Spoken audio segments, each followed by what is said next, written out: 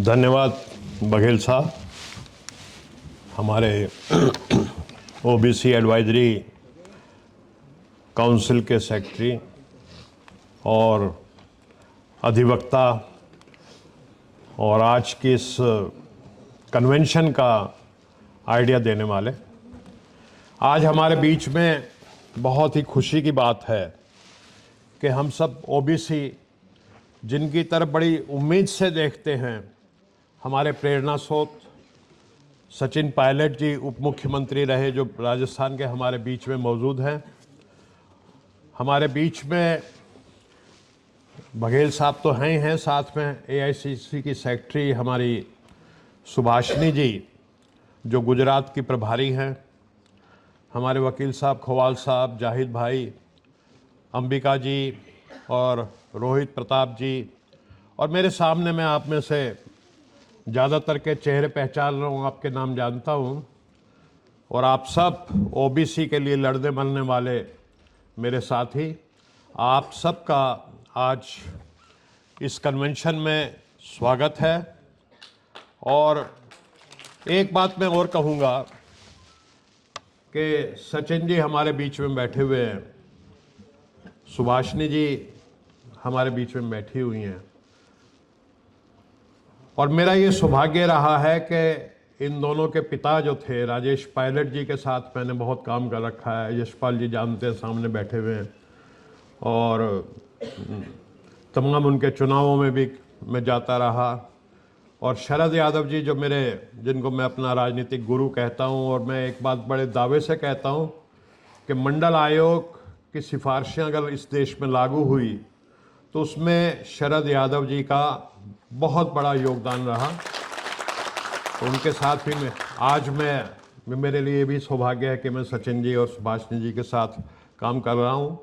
और हमारे न्याय योद्धा राहुल गांधी जी, ये भी मेरा सौभाग्य रहा है कि मैं जो हमारे राजीव जी थे उनके साथ काम करने का मेरे को कभी मौका मिला। तो अब ये मैं देखता हूँ ये दूसरी पीढ़ी आ रही है, और जो मशाल राजीव जी ने जलाई थी, जो राजेश जी ने जलाई थी, जो शरद जी ने जलाई थी, उस मशाल को आगे लेकर के चल रहे हैं। और जब मैं इनसे बात करता हूँ तो मुझको वो चीज़ें नज़र आती हैं। तो ये मैं बैठा था तो मैं लगभग ये बातें सोच रहा था, बहुत अच्छा महसूस होता है। तो साथियों, आज हमारी एक अधिवक्ताओं की, ओबीसी के अधिवक्ताओं की आज शुरुआत हुई है, और बहुत अच्छी शुरुआत हुई है। हमने जितने लोगों को इनवाइट किया था लगभग 90% उनमें से यहाँ पे आए हैं, मौजूद हैं।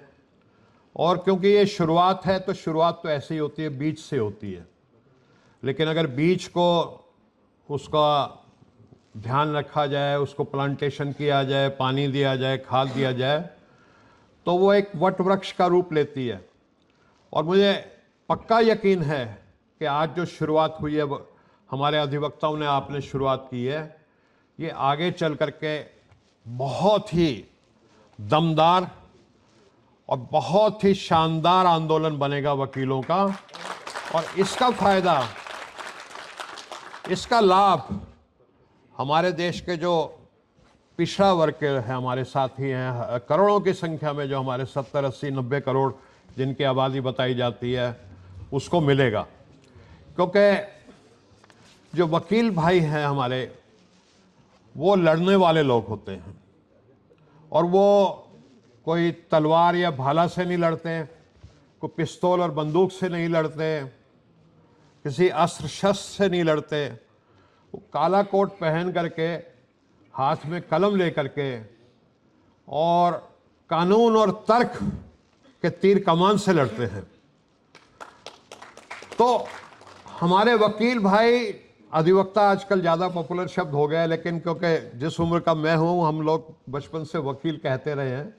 तो हमारे वकील भाई जो थे, उन्होंने इस देश की आज़ादी का आंदोलन लड़ा। आप सब जानते हैं कि महात्मा गांधी से लेकर के पंडित जवाहरलाल नेहरू, बाबा साहब भीमराव अंबेडकर, सरदार पटेल, डॉक्टर राजेंद्र प्रसाद, तो हमारे स्वतंत्रता संग्राम के जो इंटेलेक्चुअल बैकबोन जो थी, जो बौद्धिक रीढ़ थी, वो आप लोग थे, आपके जो पिछली पीढ़ी थी वो थे।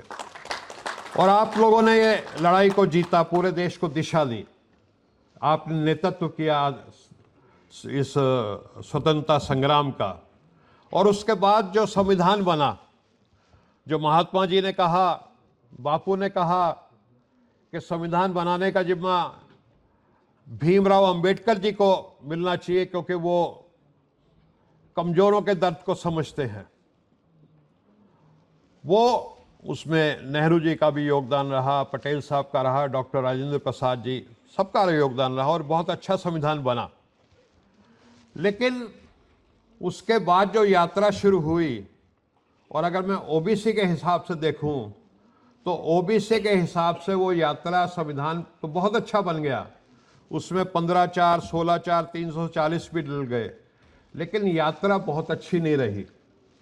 जो आरक्षण ओबीसी को 1950 में मिल जाना चाहिए था, जैसे शेड्यूल का शेड्यूल टाइप को मिला, 1990 आ गया, और 1990 में भी एक सिचुएशन बन गई, और मैं किस बात को खुल के कहता हूं कि वीपी सिंह जी की सरकार गिरने को थी, उनको सपोर्ट चाहिए थी, और शरद यादव जी के पास उस समय 70 एमपी थे, और शरद जी ने शर्त रख दी। वीपी सिंह साहब ने यह भी कहा उसको टालने के लिए कि ऐसा है कि पहले हम पार्लियामेंट में अपना बहुमत सिद्ध कर दें, तो उसके बाद 15 अगस्त को लाल किले के प्राचीर से हम उसकी घोषणा कर देंगे। लेकिन शरद जी अड़ गए, बोले ये काम तो पहले ही करना पड़ेगा, और आप जानते हैं कि 7 अगस्त को वो हुआ। उसके बाद एक लंबा अरसा बीता, शिक्षा में आरक्षण। सोनिया जी को जब ये समझ में आया कि पिछड़ों के साथ अन्याय हो रहा है, तो उन्होंने मनमोहन सिंह जी को कहा, और अर्जुन सिंह जी जो उस समय के एचआरडी मिनिस्टर थे, उन्होंने शिक्षा में हमें आरक्षण दिया। और मेरा मानना ये है, और आप भी इस चीज़ को महसूस करेंगे, कि नौकरियां तो चंद मुट्ठी भर होती हैं, जो पिछड़ों को असली फायदा मिला है वो शिक्षा के आरक्षण से मिला है। आज मेरे सामने मयंक जी बैठे हुए, जो वकील बने हुए हैं, जो लड़ते हैं दिल्ली यूनिवर्सिटी में ओबीसी को आरक्षण दिलाने के लिए, और मेरे देखते देखते पिछले 10 साल में इन्होंने एक बहुत बड़ी फौज जो है वकीलों की वो कर दी है। और आज हमारा जो भी आंदोलन होता है पिछड़े वर्ग का, वो मजबूत इसलिए हो रहा है, आप देख रहे हैं यूजीसी को लेकर के हमारे जो आंदोलन हो रहे हैं, पटना यूनिवर्सिटी में हुआ, बीएचयू में हुआ, और जगह हुआ उसके सपोर्ट में, तो उसमें छात्र बड़ी संख्या में निकल करके आ रहे हैं, पहले ऐसे नहीं होता था। तो उसका सबसे बड़ा कारण ये है कि कांग्रेस पार्टी ने, हमारी मैडम सोनिया जी के निर्देश पे, मनमोहन सिंह जी ने, अर्जुन सिंह जी ने जो शिक्षा में आरक्षण दिया, उसकी वजह से मैं अपने परिवार में देखता हूं कि हमारे परिवार के बच्चे जो दिल्ली यूनिवर्सिटी के कॉलेज का मुंह नहीं देखते थे आमतौर पे, वो आज ऑक्सफोर्ड और उसमें हार्वर्ड जैसे उसमें जा रहे हैं, और फेलोशिप लेकर के जा रहे हैं। उनको मतलब कोई अपनी जेब से खर्चा नहीं उनके परिवार पे जो पड़ता। तो ये सब कहीं ना कहीं कांग्रेस पार्टी की और उसकी देन है। अब वकील साहब लोगों के बीच में जो बोलना होता है, तो जिसे कहते हैं ना कि बहुत सोच समझ करके बोलना होता है, तो आमतौर पे तो मैं, सचिन जी, नोट्स बनाता नहीं, ऐसे एक्सटेम्पर बोलता हूँ। लेकिन मैं बघेल साहब को कह रहा हूँ मैं कि भाई वकील साहब के बीच में मैं थोड़ा सा नर्वस हूँ, तो मैं 2-3 पॉइंट लिख करके भी लाया था कागजों पे। तो साथियों आप देख रहे हैं नहीं, आप तो खैर एक अलग ही बात है आपकी। तो मैं ये कह रहा था कि ये लड़ाई जो है ये लंबी है। जो संविधान में आपके पूर्वजों ने जो लिख दिया, आज भी हम उसको पूरी तरह से लेने को मतलब ले नहीं पाए।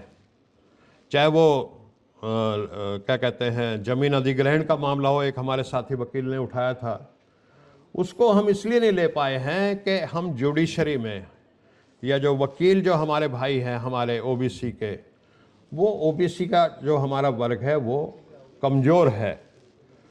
तो 26 जनवरी को हमारा संविधान बन गया, 40 साल बाद जाकर के हमें ओबीसी का आरक्षण नौकरियों में मिला सरकारी में, और 15 साल लग गए तब शिक्षा में हुआ।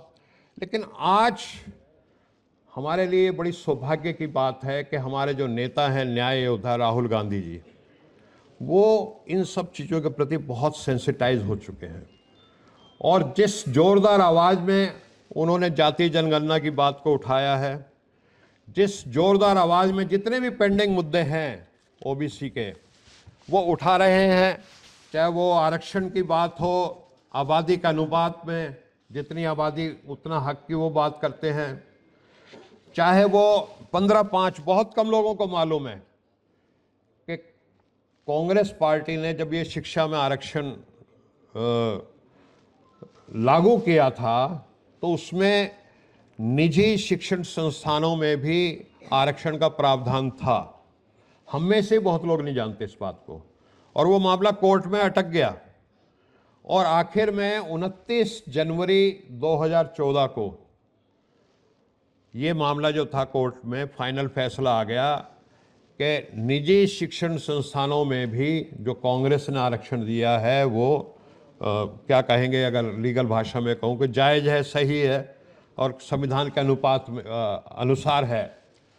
तो अब उस समय 2014 में तो आपको पता है कि वो आचार संहिता लागू हो गई थी, चुनाव थे, और उसके बाद से 11 साल से 12 साल से मोदी की सरकार है।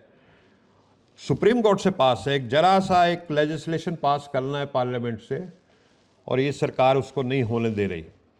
तो ये सब कामों के लिए, प्राइवेट नौकरियों में आरक्षण के लिए राहुल जी आज लड़ रहे हैं।